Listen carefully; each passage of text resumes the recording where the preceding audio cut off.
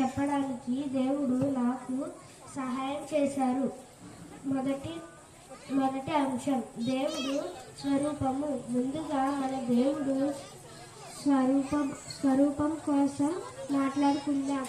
దేవుడు ఈ లోకానికి ఎంతో అందంగా సృష్టించాడు. అనేకమైన బాగులను, ఎన్నో పక్షులను, జంతువులను ఎంతో అందంగా చేశారు.